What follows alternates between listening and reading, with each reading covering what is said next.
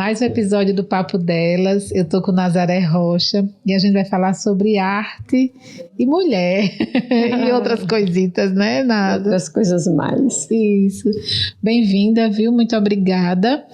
Nazaré é uma querida, uma amiga que eu conheci na Biossíntese e que a nossa amizade deu muitos frutos, muitos papos regados a café.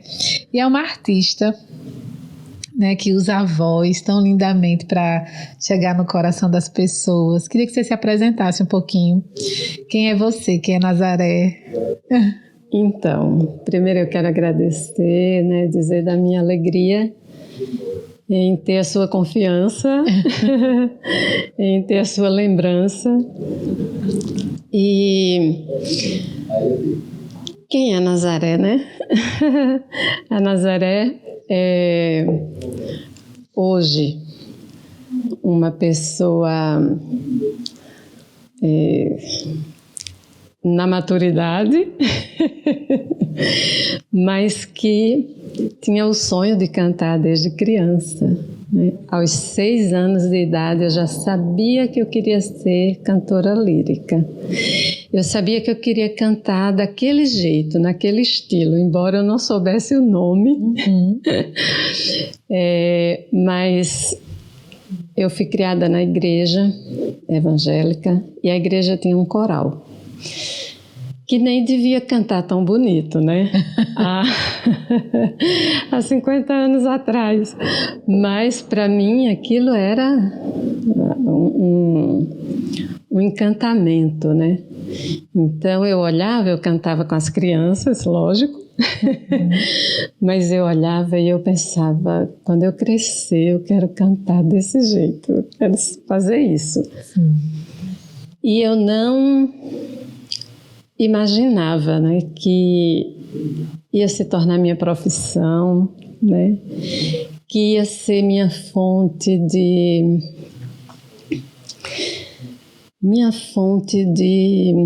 inspiração, de meu espaço para expressar, né, meus conteúdos internos de vida, né, de experiência. E eu vejo que tudo que eu vivi, né, como professora de canto, como cantora,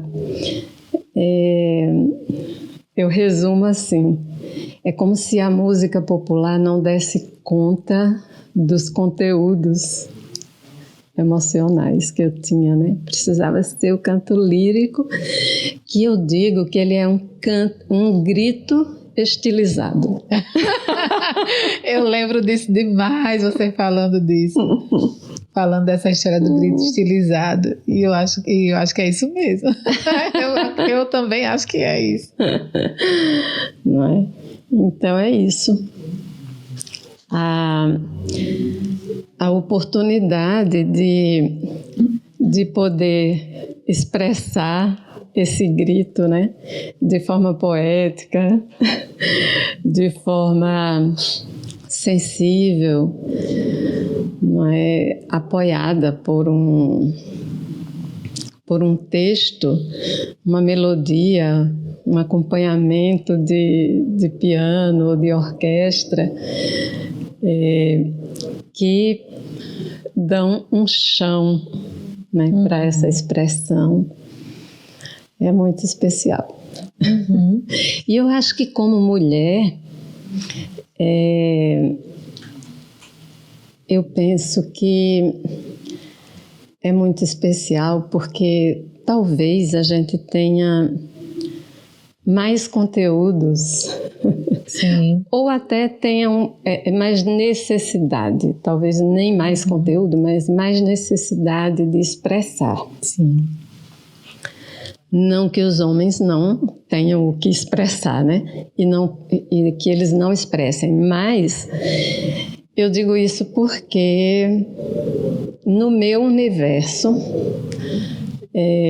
a gente tem muito mais mulheres cantando do que homens. Sim. Os corais tradicionalmente já têm mais mulheres do que homens pela proporção de vozes que é necessário. A voz do homem é muito mais pesada, digamos assim. O homem tem uma caixa acústica, um corpo, né, que faz com que ele tenha uma voz muito mais potente, sim, do que a mulher. Então, um coro que tem 20 mulheres, 30 mulheres, vai ter 12, 14 homens, sabe? E essa é uma das dificuldades até para formar corais, porque essa proporção precisa existir, né? E nem sempre acontece, porque a gente tem poucos homens. Sim. Procurando, né? Sim. O canto, muito mais do que... são muito mais mulheres do que homens. Sim. Que buscam o canto coral, por exemplo. Você falou da história do grito, né?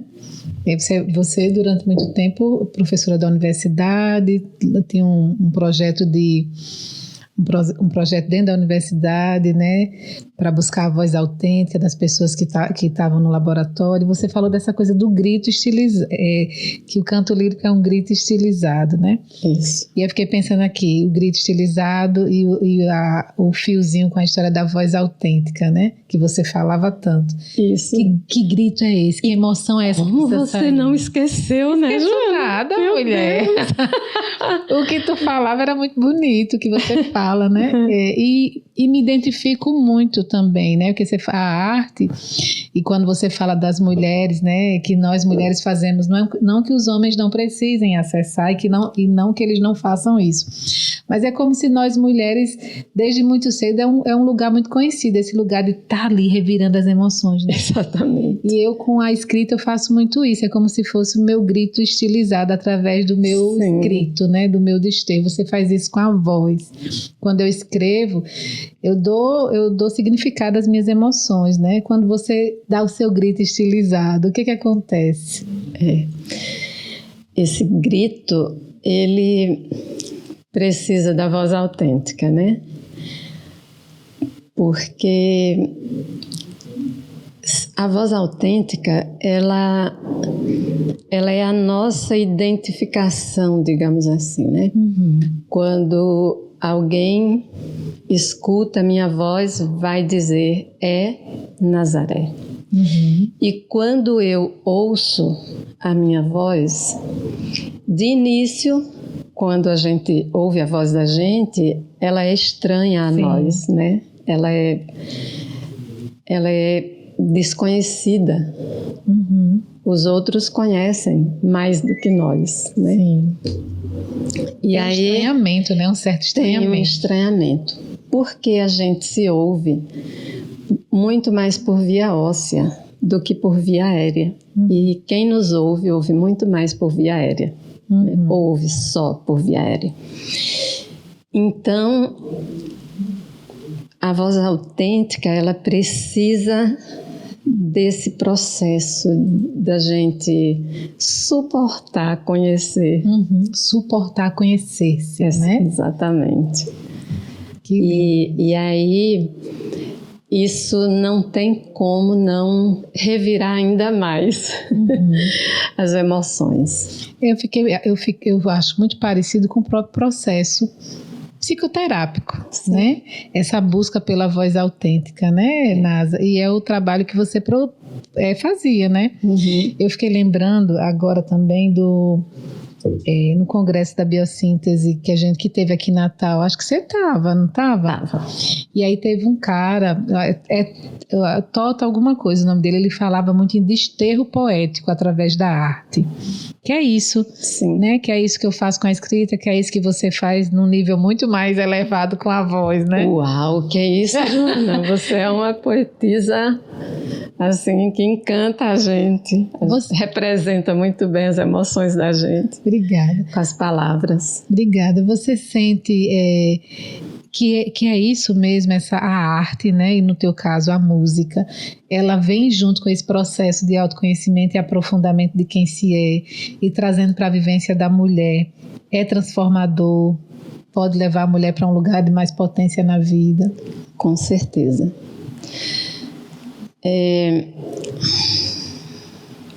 A mulher, por muito tempo, não tinha voz. Uhum. Né? Não tinha nem voto. Isso. Não é? Então, o direito de poder expressar as emoções com a voz abre um universo para ela. E isso, por muito tempo, a mulher, ela podia cantar, ela podia tocar, desde que fosse ali no seio da família, dos amigos, né? E nas igrejas, exatamente. E aí, quando vem a oportunidade de poder abrir, expandir essa experiência, né? Ela pode, inclusive, trazer outros conteúdos que antes não tinha sido acessado. Foi assim com você? Foi. Muito, muito forte, né, isso. De poder falar de paixões, de saudades, de desejos, né, que só são, digamos, aceitáveis quando poeticamente. É como se fosse, lá é possível, né? Isso. É como se a gente tivesse uma autorização. É tão interessante, né? Isso. É a autorização para viver aquilo que se vive só às vezes no plano das ideias ou só nas emoções, né? Exatamente. Através da arte, né? Nasa, quando você se descobriu cantante, né? Que revolução aconteceu com você? Olha, meu processo foi bem interessante porque eu canto desde criança, desde muito pequena. Mas ainda não era o grito estilizado, ainda não era o canto lírico. Quando eu passei a estudar, a me dedicar, quando eu encontrei um espaço, a oportunidade, né, para desenvolver a voz, foi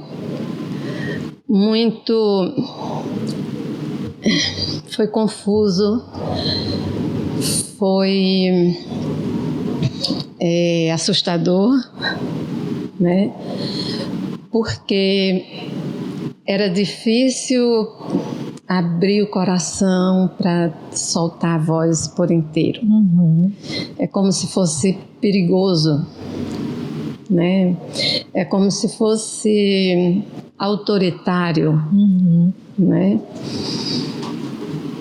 E aí, para encontrar o equilíbrio, para encontrar esse lugar de estar à vontade, né, para poder vivenciar e poder aceitar, né, que toda aquela voz era minha, aceitar toda a potência, toda, né? A potência, exatamente isso. Não foi um processo fácil, né? E eu acredito que não é para muitos e para muitas, principalmente para as mulheres, para as meninas. Quando a gente entende que... Porque a minha sensação era que faltava o amor. Quando a voz ia com toda a potência. Era como se faltasse o amor. Até eu encontrar na biossíntese. Não tinha como não chegar na biossíntese. A fala de Boadella. Sim. Né? Quando ele fala da voz, quando ele fala do sound, do facing, né? Traz esses conceitos. E aí eu pude entender, a partir da respiração, a união do poder e do amor.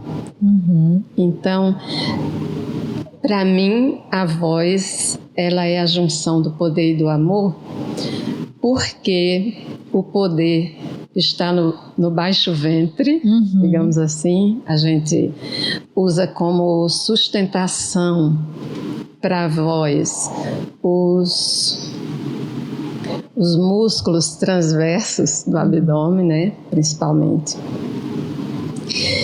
E o coração.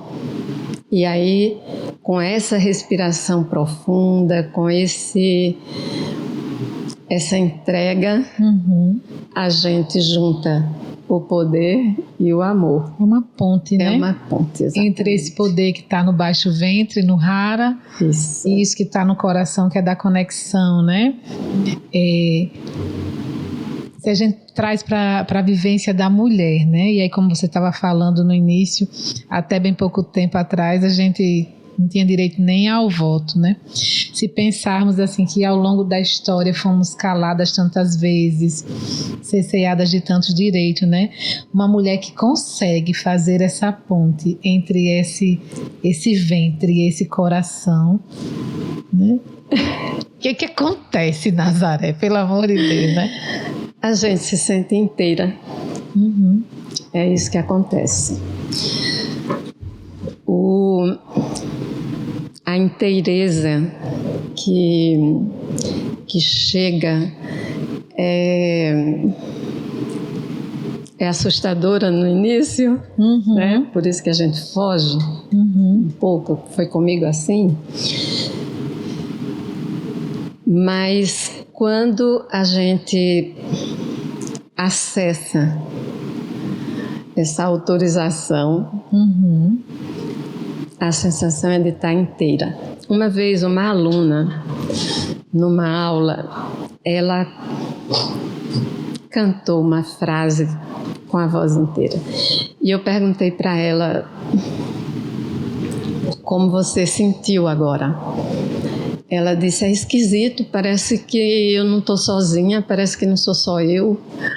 Que incrível. É esquisito. E aí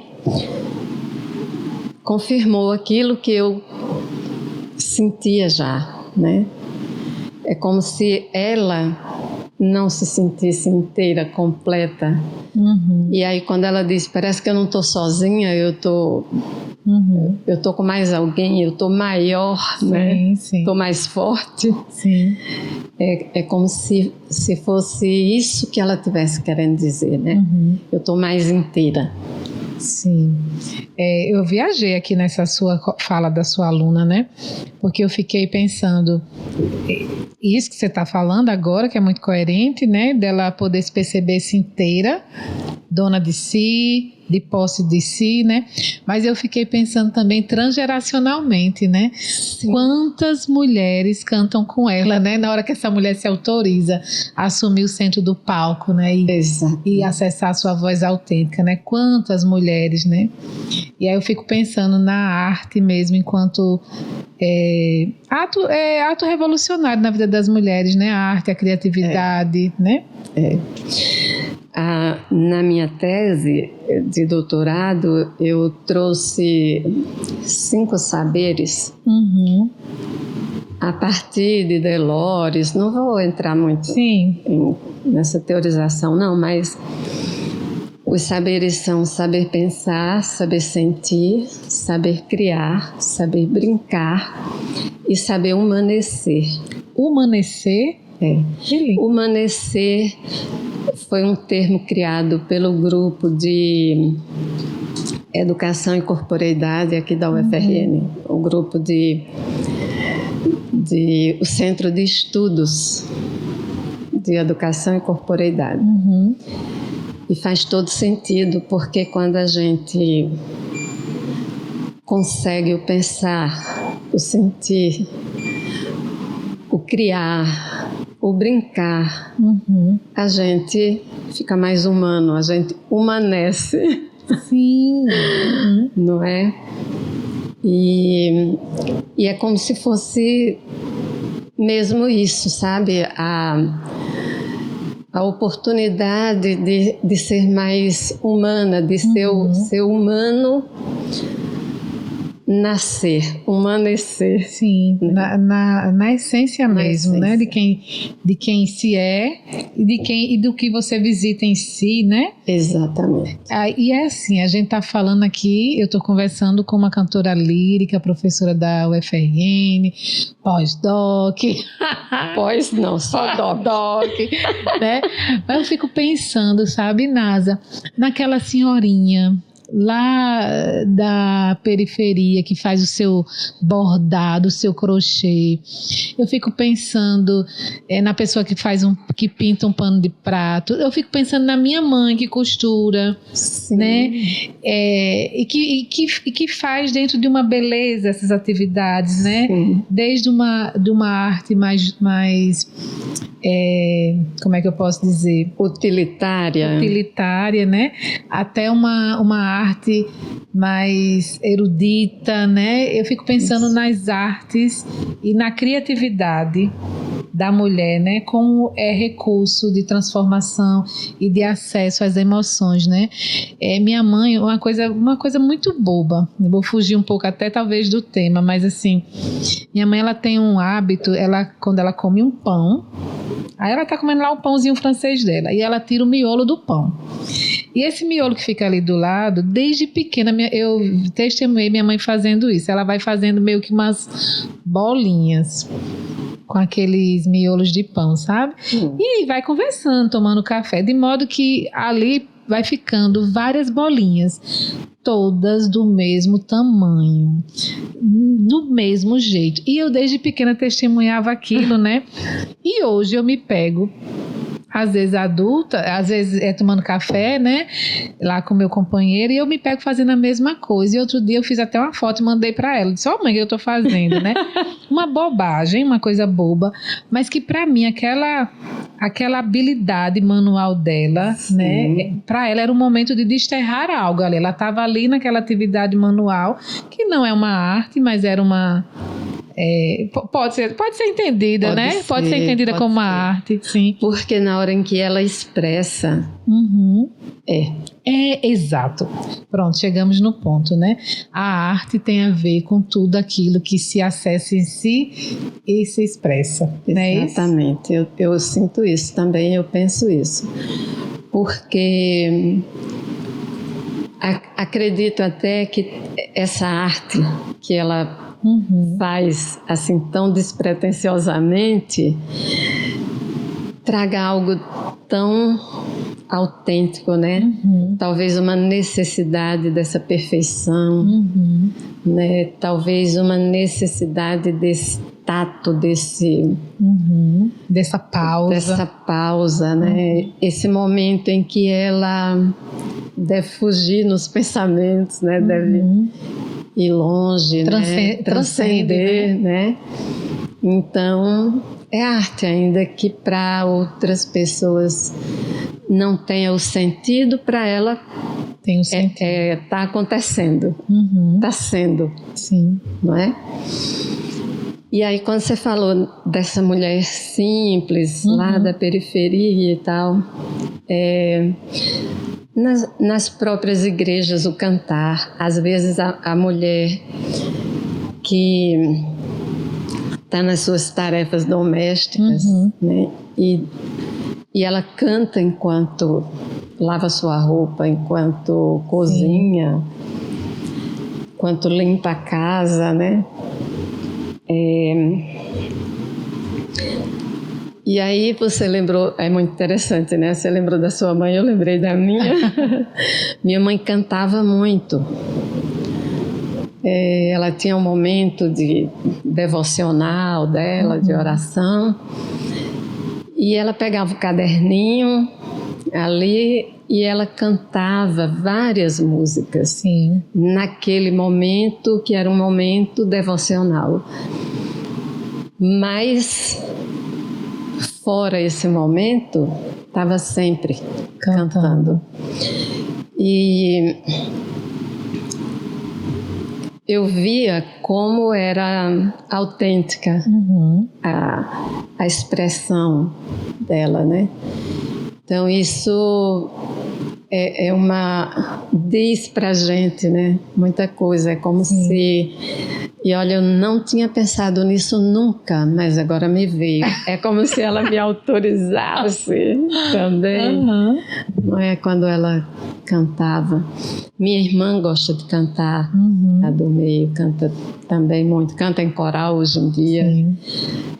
A mais velha não canta tanto, mas é da costura. Sim. É do arranjo de flores. Nós mulheres, a gente tem uma relação muito, né, muito íntima com tudo que é da arte, da criatividade, né? Do sensível. Do sensível, né? Porque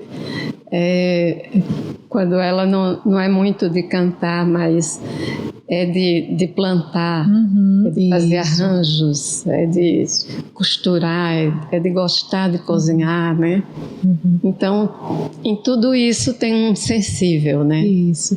Você, para a gente poder fechar, a gente pode dizer assim que a arte, nas suas várias dimensões, expressões e movimentos, relacionando essa arte à mulher, a gente pode dizer assim que é uma espécie de manufatura, que a mulher ela se manufatura também através da expressão da arte ou do contato com a arte.